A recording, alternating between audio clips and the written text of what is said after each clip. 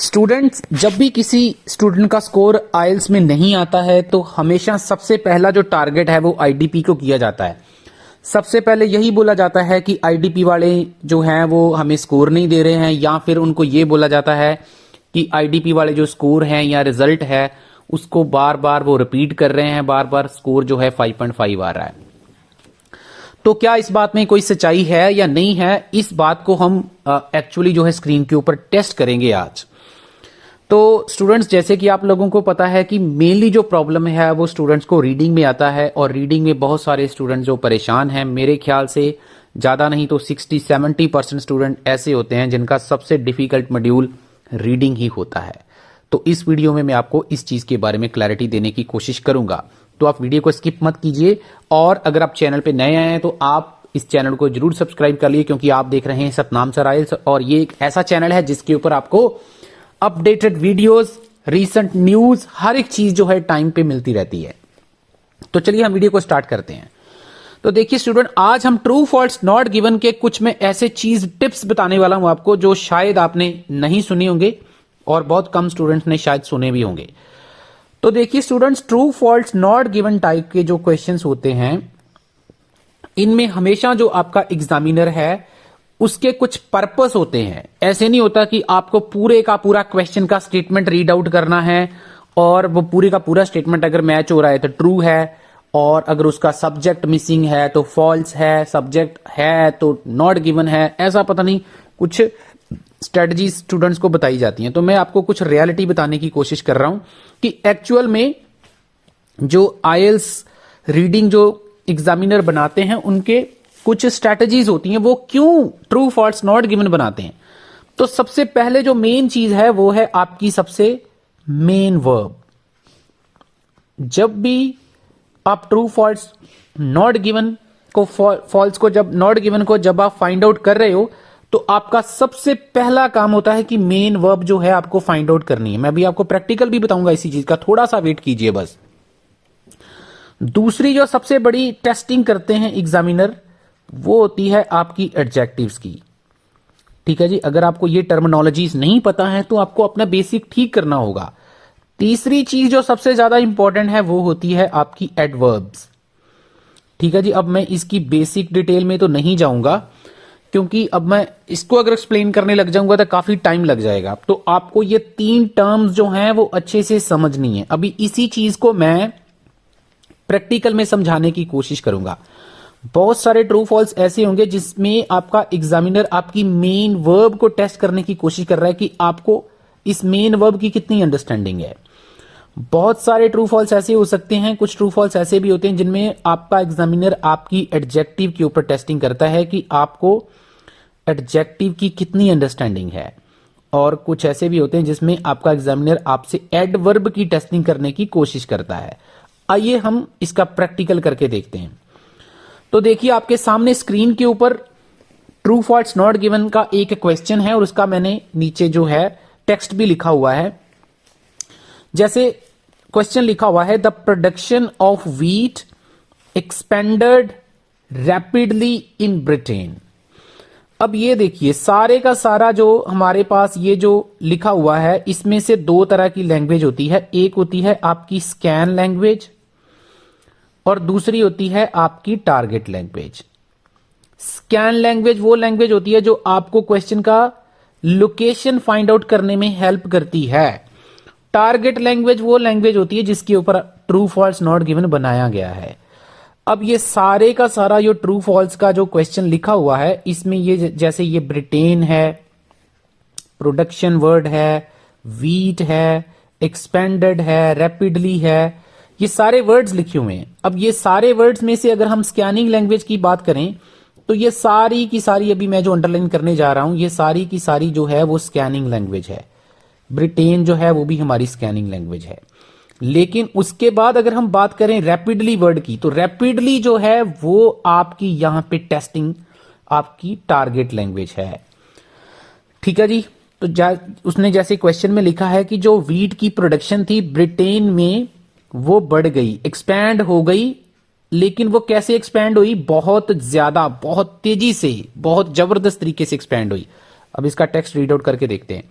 इसने लिखा है once the use of pesticides in England went up over last 2 decades, comma, this comma is also very important, the productivity of wheat also increased from 11,000 metric tons annually to 13,000 metric tons. तो देखिए यहां पे clearly उसने लिखा है कि England में जब उन्होंने पेस्टिसाइड्स यूज करने शुरू किए हैं पिछले 2 डेकेड से, तो इसकी जो व्हीट की प्रोडक्टिविटी है वो भी 11,000 मीट्रिक टन से बढ़ के 13 मीट्रिक टन हो गई है। बहुत सारे स्टूडेंट इसका आंसर लगाएंगे ट्रू, बट इसका आंसर जो है वो है नॉट गिवन। इसका आंसर नॉट गिवन क्यों है?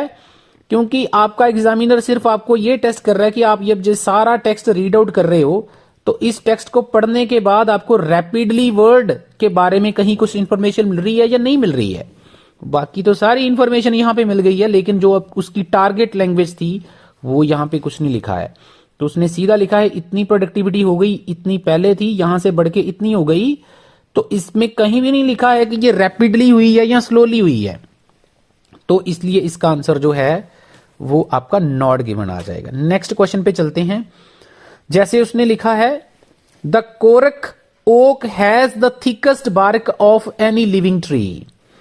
यहां पे देखिए ये कोरक ओक है, बार्क है, एनी लिविंग ट्रीज है, ये सारी स्कैन लैंग्वेज। यहां पे एग्जामिनर जो आपकी टेस्टिंग कर रहा है वो सिर्फ और सिर्फ ये एक एडजेक्टिव है। अगर आपको थिक, थिकर और थिकेस्ट में डिफरेंस पता है तभी आपको इसका आंसर मिलेगा, अदरवाइज आपका आंसर फिर से गलत हो जाएगा। कैसे, मैं आपको प्रैक्टिकल करके बताता हूं। इस क्वेश्चन का मीनिंग पहले देखते हैं। इसका क्वेश्चन का मीनिंग ये है कि जो ये ट्री है इसका जो छिलका होता है वो सबसे मोटा होता है, पूरी दुनिया के जितने भी ट्रीज हैं उनमें से सबसे मोटा होता है। यहां पे उसने फर्स्ट लाइन में लिखा है कोरक। कोरक मतलब ये जो ट्रीज की बात कर रहा है। उसके बाद उसने एक वर्ड यूज किया है ओक। उसके बाद उसने लिखा है द थिक बार्क ऑफ, यहां पे हाइफन यूज किया, हाइफन के बाद लिखा thick bark of cork oak tree. उसके बाद यहां पे हाइफन फिर से उसने क्लोज कर दिया। उसके बाद उसने लिखा है इज, ये मेरी मेन वर्ब है, is a remarkable material, it is tough, elastic, beyond, fire resistant, ये सारी उसकी बातें कर रहा है। हमारा क्वेश्चन सिर्फ और सिर्फ इस वर्ड के ऊपर है। क्या ये जो कोरक है इसका छिलका सबसे मोटा होता है, ऐसा उसने लिखा है तो ही आंसर ट्रू आएगा। अगर इसने ऐसा लिखा है कि इसका छिलका मोटा नहीं होता है, दूसरे किसी और ट्री का छिलका मोटा होता है, तो फॉल्स हो जाएगा। ये नहीं बताया क्या इसका छिलका दुनिया में जितने भी ट्रीज हैं उन सब में से मोटा है या नहीं है, ऐसा कुछ नहीं लिखा है, तो नॉट गिवन हो जाएगा। तो बिल्कुल यहां पे क्लियरली उसने लिखा है ये जो कोरक है इसका छिलका मोटा होता है, लेकिन ये नहीं बताया गया कि ये सबसे मोटा होता है। ठीक है जी। तो फिर से दोबारा से अभी एग्जामिनर आपकी जो टेस्टिंग कर रहा था सिर्फ और सिर्फ एक वर्ड को टेस्ट कर रहा है, क्या आपको थिकेस्ट का मीनिंग पता है या नहीं पता है। तो उसी चीज के ऊपर उसने क्या बना दिया, इस आंसर का फिर से नॉट गिवन हो गया। वीडियो को लाइक जरूर कर दीजिएगा अगर आपको अच्छी लग रही है, नहीं आपको अच्छी लग रही है तो कोई बात नहीं, अच्छी लगी है तभी लाइक करना। नेक्स्ट क्वेश्चन पे हम चलते हैं। उसने लिखा है the only way, this is also very important, to remove bark from oak tree is by hand. कि इसमें देखो सबसे इंपॉर्टेंट, अब ये सारी स्कैन लैंग्वेज है जो आपको क्वेश्चन को फाइंड आउट करने में हेल्प कर सकती है, लेकिन टारगेट लैंग्वेज यहां पे क्या है? टारगेट लैंग्वेज है आपकी ये वाला word the only way. The only वे वो क्या है, वो रास्ता क्या है, वो तरीका क्या है? हैंड। ये आपकी टारगेट लैंग्वेज है कि इसका छिलका उतारने का सिर्फ एक ही तरीका है और वो है कि हम हाथ से ही इसका छिलका उतार सकते हैं। मतलब आपका एग्जामिनर सिर्फ और सिर्फ इस चीज के ऊपर आपकी टेस्टिंग कर रहा है कि क्या आपको द ओनली वे के बारे में समझ है या नहीं। ठीक है जी। बाकी सारा जो है वो सब स्कैन लैंग्वेज, उसका कुछ ट्रू फॉल्स से लेना देना नहीं है। तो इसको हम रीड आउट करते हैं। यहां पे इसने लिखा है cork harvesting is very specialised profession, no mechanical means of stripping cork bark has been invented, so job is done by teams of highly skilled profession. यहां पे इसने दो तरीके से स्टूडेंट को मात देने की कोशिश करी है, स्टूडेंट को बीट करने की कोशिश कर रहा है एग्जामिनर आपका। यहां पे एक तो उसने इसकी वोकैबुलरी थोड़ी सी चेंज करी है। वहां पे उसने लिखा था कि सिर्फ और सिर्फ हाथ से ही हम इसको कर सकते हैं और कोई तरीका नहीं है, लेकिन यहां पे उसने लिख दिया है कि कोई भी मशीन अभी तक बनी नहीं है, कोई भी मशीन अभी तक इन्वेंट ही नहीं हुई है, कोई भी मैकेनिकल मीन्स। ठीक है, इसलिए क्या होता है, जो जॉब है वो स्किल्ड वर्कर करते हैं। तो मतलब इसका आंसर क्या हो जाएगा, ट्रू। तो उसके बाद हम लास्ट क्वेश्चन की तरफ बढ़ते हैं। तो लास्ट क्वेश्चन जो है आपको स्क्रीन के ऊपर दिख रहा है, इसमें देखिए, all kinds of music can enhance one's brain performance to somewhat extent. इसमें अगर सबसे इंपॉर्टेंट वर्ड की बात करें तो सिर्फ ये वाला वर्ड, आपका एग्जामिनर सिर्फ और सिर्फ ये टेस्ट करने की कोशिश कर रहा है, क्या आपको ऑल का मीनिंग, जब आप पैसेज में जाओगे तो उसको पढ़ के क्या आपको ऑल का मीनिंग समझ आता है या नहीं आता है। बाकी जो सब कुछ लिखा हुआ है सब आपकी स्कैन लैंग्वेज है, इसका आपके question true false not given से कोई लेना देना नहीं है। तो जैसे इसने लिखा, हर प्रकार का जो म्यूजिक है, ऑल काइंड ऑफ म्यूजिक जो है वो ब्रेन की परफॉर्मेंस को एनहेंस कर सकता है। यहां पे लिखिए क्या लिखा इसने टेक्स्ट में, न्यूरो साइंटिस्ट सस्पेक्ट दैट, उनको ये डाउट था कि म्यूजिक, ये मेरे लिए बहुत इंपॉर्टेंट वर्ड है, music can actually help build and strengthen connections between neurons in the cerebral cortex in a process similar to what occurs in brain development despite its type। अब बहुत सारे स्टूडेंट को इसका आंसर नहीं समझ में आएगा। क्यों नहीं समझ में आएगा, क्योंकि यहां पे लास्ट में जाके उसने एक वर्ड यूज किया है, डिस्पाइट। डिस्पाइट इट्स टाइप, इसमें यो इसने रेफरेंस प्रोनाउन यूज किया है इट्स। मेरे को कमेंट सेक्शन में जरूर बताना अगर आपको समझ में आया हो कि ये इट्स जो है इसने किस चीज को रेफर किया है। इट्स का मतलब क्या है, म्यूजिक। तो उसने क्लियरली लिखा है कि जो म्यूजिक है वो हमें स्ट्रेंथ करता है, बिल्डअप करता है, ठीक है, कनेक्शन बनाता है, सब कुछ लिखा उसने। ब्रेन की जो परफॉर्मेंस है, डेवलपमेंट है, उसको एनहेंस करता है। यहां पे उसने लिख दिया डिस्पाइट इट्स, इट्स मतलब ये म्यूजिक की टाइप, कोई भी टाइप हो सकती है, कोई भी टाइप हो, कोई फर्क नहीं पड़ता। डिस्पाइट का मतलब होता है दे बावजूद, किसी चीज के बावजूद, कि कोई भी टाइप इसकी हो, इससे कोई फर्क नहीं पड़ता है।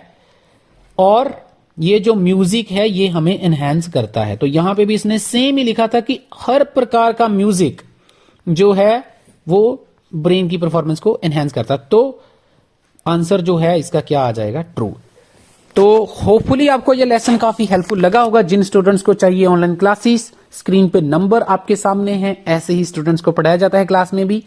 और आप लोगों को अपना टाइम खराब करने की जरूरत नहीं है, ना ही आईडीपी को गालियां देने की जरूरत है, क्योंकि आईडीपी का कोई कसूर नहीं है। आपको अपने अंदर कमियां ढूंढनी, जो मैंने टर्म्स स्टार्टिंग में बताई थी आपको, आप देख सकते हैं, जैसे एडवर्ब, ठीक है, एडजेक्टिव। अब यहां पे ऑल जो वर्ड था वो एडजेक्टिव था, ठीक है, ऑल जो वर्ड था, और जो रैपिडली वर्ड था वो एडवर्ब थी, ठीक है। बाकी मैंने मेन वर्ब्स जो थी वो इसमें जैसे एक्सपेंडेड, ठीक है, ये बहुत इंपॉर्टेंट होती हैं हमारे लिए जब भी हम true false not given solve करते हैं। तो प्लीज वीडियो को लाइक और चैनल को जरूर सब्सक्राइब करके रख लीजिए, ऐसी वीडियोस आपको हमेशा मिलती रहेंगी। जिनका एग्जाम है 7 जनवरी को, 14 जनवरी को, 19 जनवरी को, 28 जनवरी को या फैब में, प्लीज चैनल को जरूर सब्सक्राइब कर लें। और बहुत जल्द मिलते हैं नेक्स्ट वीडियो में, तब तक के लिए थैंक यू सो मच, मिलते हैं जी, गुड बाय।